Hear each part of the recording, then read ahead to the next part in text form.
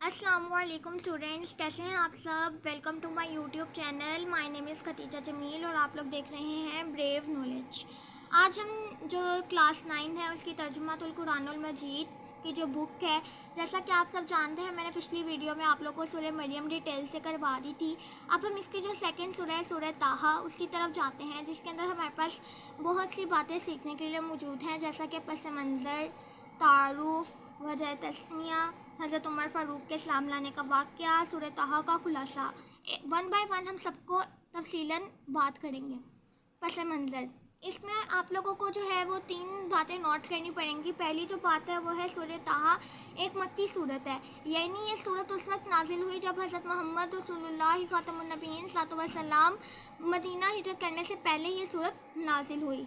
जो दूसरी बात है वो है इस सूरत में 135 आयात यानी 135 आयात हैं।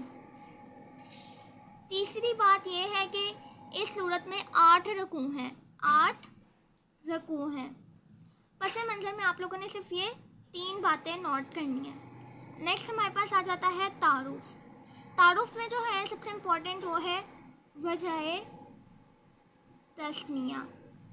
वजह तस्मिया हम कहते हैं कि इसके नाम रखने की वजह क्या थी।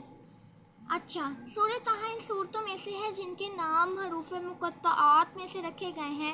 इस सूरत का नाम हरूफ मुक़त्तआत में से ताहा से होता है, इसी मुनासबत से इस सूरत का नाम सूरह ताहा रखा गया है। पहला पॉइंट तो हमारे पास आ जाता है कि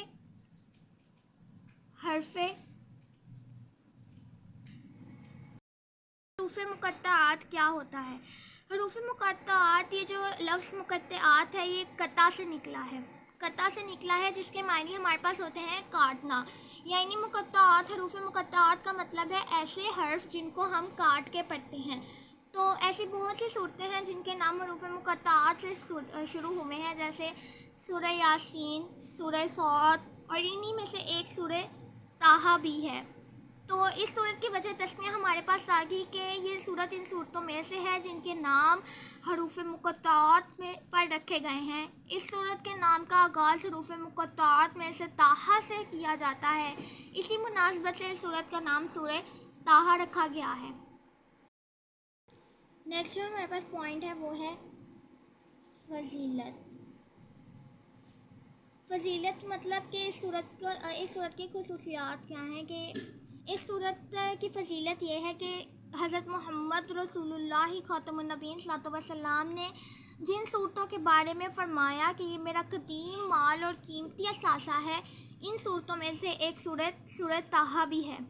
जैसे कि आप लोग जानते हैं कि सूरह यासीन को कुरान मजीद का दिल कहा जाता है और यही सूरह यासीन की फ़जीलत है। इसी तरह सूरह ताहा की भी एक फ़जीलत है, जो कि है हज़रत मोहम्मद रसूलुल्लाह ख़ातमुन नबीय्यीन सल्लल्लाहु अलैहि वसल्लम ने जिन सूरतों के बारे में फ़रमाया कि ये मेरा कदीम माल और कीमती असासा है, इनमें से एक सूरह ताहा भी है। आप लोग अपने टेस्ट में जो है वजह तस्मा की इस तरह से एक अलग हाइडिंग बना सकते हैं, जैसे कि मैंने बनाई है। उसके बाद जो हमारे पास टॉपिक आता है वो आता है हज़रत उमर फ़ारूक के इस्लाम लाने का वाक़या। हज़रत उमर फ़ारूक के इस्लाम लाने का वाक़या, हज़रत उमर फ़ारूक रज़ियल्लाहु अन्हु के इस्लाम लाने का वाक़या बयान किया गया है। जब हज़रत उमर फ़ारूक अपनी बहन के घर गए तो उन्होंने अपनी बहन को कुरान मजीद की तिलावत करते हुए देखा। जब उन्होंने अपनी बहन से सूरह ताहा की तिलावत सुनी तो उनके दिल में इस्लाम घर कर गया, यानी उनको इस्लाम पसंद आ गया और उसी वक्त उन्होंने इस्लाम कबूल कर लिया। इसके बाद हमारे पास आ जाता है सूरह ताहा का खुलासा। सूरह ताहा के खुलासे में हमें 2 बातें जानने के लिए मिलती हैं। पहली बात तो ये है कि इस्लाम के बुनियादी अकायद का इस्बात और कुफर के इतराज़ात का जवाब है। तो मेन जो 3 पॉइंट्स हैं उनमें हमें जानने के लिए मिलता है कि तौहीद, रिसालत और आखरत का बयान है। मीन सूरह ताहा जितनी भी सूरत है इसमें ज़्यादातर तौहीद, रिसालत और आखरत का ही बयान मिलेगा। नेक्स्ट जो हमारे पास है वो है सूरह ताहा के मज़ामीन। सूरह ताहा के मज़ामीन में हज़रत मूसा अलैहिस्सलाम की ज़िंदगी के 3 मरहले बयान किए गए हैं। सूरह ताहा के मज़ामीन का जो स्टार्ट है वो हज़रत मूसा अलैहिस्सलाम की ज़िंदगी के 3 मरहले बयान करने से होता है। नंबर 1, हज़रत मूसा अलैहिस्सलाम की पैदाइश से मदियन हिजरत, मदियन हिजरत से सहराए सीना की तरफ हिजरत, सहराए सीना के बाद विसाल तक का दौर। मैं इधर लिख भी देती हूँ, حضرت موسیٰ علیہ السلام کی پیدائش سے مدین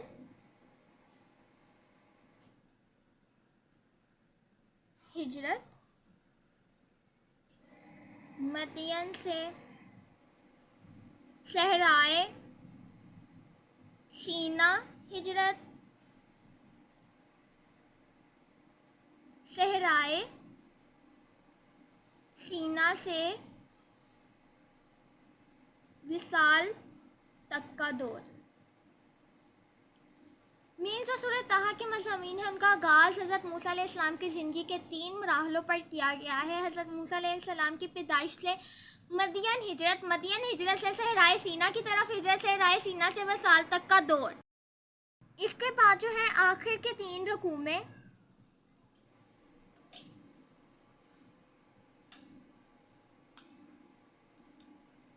توحید، رسالت اور آخرت کا بیان ہے۔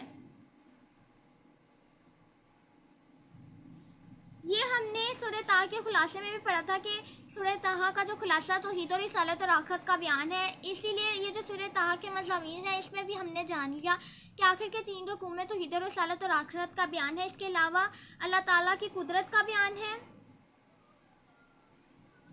اللہ تعالیٰ کی قدرت کا بیان اور قرآن مجید کا مقام بیان کیا گیا ہے۔ قرآن مجید کا مقام بیان کیا گیا ہے اور اس سے انکار کرنے والوں، اس سے منہ موڑنے والوں، اس کی بے حرمتی کرنے والوں کی سزا بیان کی گئی ہے، ان کا انجام بیان کیا گیا ہے۔ اس کے علاوہ حضرت آدم علیہ السلام کا تذکرہ کیا گیا ہے۔ حضرت آدم علیہ السلام کا مختصر سا تذکرہ کیا گیا ہے۔ طٰہٰ کے مضامین کا جو لاسٹ پوائنٹ ہے اس میں ہمیں جاننے کے لیے ملتا ہے کہ اللہ تعالیٰ کسی بھی قوم کو اس کے کفر پر فوراً نہیں پکڑتا، بلکہ اسے مہلت دیتا ہے، وقت دیتا ہے تاکہ وہ اپنی غلطی کو سدھار لیں۔ اس کے بعد ہمارے پاس آ جاتے ہیں علمی معاملی نکات۔ سورہ طٰہٰ کا مطالعہ کرنے سے جو علمی معاملی نکات ملتے ہیں وہ مندرجہ ذیل ہیں: دنیا اور آخرت کی سلامتی، قیامت کا دن، علم میں اضافے کی دعا، قرآن مجید پر عمل، نماز کی پابندی۔ دنیا اور آخرت کی سلامتی ان کے لیے ہے جو ہدایت کی پیروی کرتے ہیں۔ اس کے بعد ہمارے پاس ہے قیامت کا دن۔ قیامت کے دن اللہ تعالیٰ ہی فیصلہ فرمائیں گے کہ کون کامیاب ہے اور کون ناکام۔ اس کے بعد ہمارے پاس ہے علم میں اضافے کی دعا۔ ہمیں ہر وقت اللہ تعالیٰ سے اپنے علم میں اضافے کی دعا کرتے رہنا چاہیے۔ قرآن مجید پر عمل۔ قرآن مجید پر عمل نہ کرنے والوں کی دنیاوی زندگی تنگ کر دی جاتی ہے، یعنی ان کی دنیاوی زندگی ویران کر دی جاتی ہے۔ اس کے بعد ہمارے پاس ہے نماز کی پابندی۔ ہمیں نمازوں کو وقت کی پابندی کے ساتھ ادا کرنا چاہیے۔ سورہ طٰہٰ جو ہم نے ابھی پڑھی، اس کا تعارف، یہ 2 پیجز کا جو بک میں گیون ہے وہ ہمارا آج کمپلیٹ ہو چکا ہے۔ یہ سورت بورڈ کے پیپر میں بہت زیادہ آتی ہوتی ہے اور اس سورت کے آیات بھی بہت امپورٹنٹ ہے، لیکن آج کا لیکچر ہمارا صرف یہیں تک تھا۔ اگر آپ کو میری ویڈیو پسند آتی ہے تو پلیز سبسکرائب، شیئر اور لائک کریں، اور اگر آپ کو میری سمجھ آتی ہے اور آپ کو یور سبجیکٹ سمجھنا چاہتے ہیں تو کمنٹ میں ضرور بتائیں۔ اللہ حافظ۔